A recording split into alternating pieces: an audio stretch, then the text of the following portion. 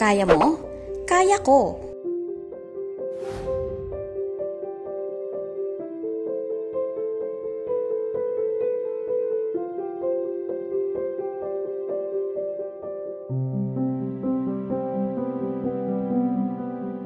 Ako si Army Kinalayo Asaya, 33 years old, taga Barangay Mantalisay, Libmanan, Camarines Sur, anak ni na Mr. and Mrs. Emmanuel Kinalayo, graduate of Business and Administration, at ngayon ay isa sa Agrarian Reform Beneficiaries.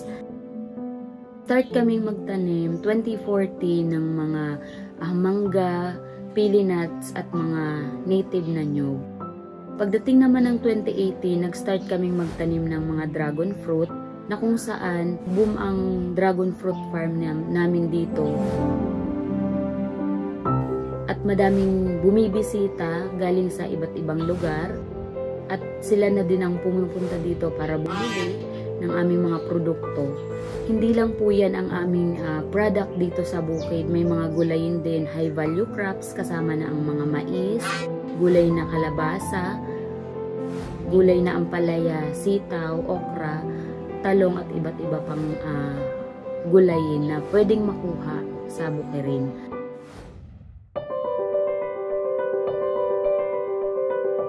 As barangay secretary dito sa aming barangay, isa sa mga ginagawa ko ay ang pag-submit ng mga reports sa aming municipality.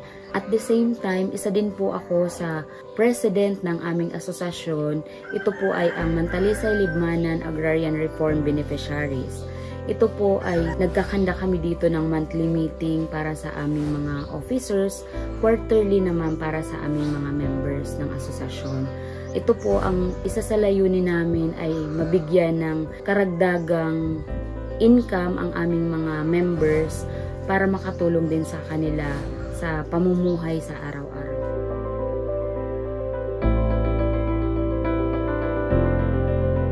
Ang daily routine ko ngayon habang pinagsasabay-sabay ang tatlo bilang pagiging magulang, pagiging barangay secretary at ARBO president. Una, sa pagising sa umaga, aasikasuhin ang mga pangangailangan ng anak ko. Pagkatapos naman yan ay aasikaso para mag-duty sa barangay hall. At every weekend, yun yung time ko para makapunta sa bukid, makabisita sa mga pananim at kung ano pang ibang activities.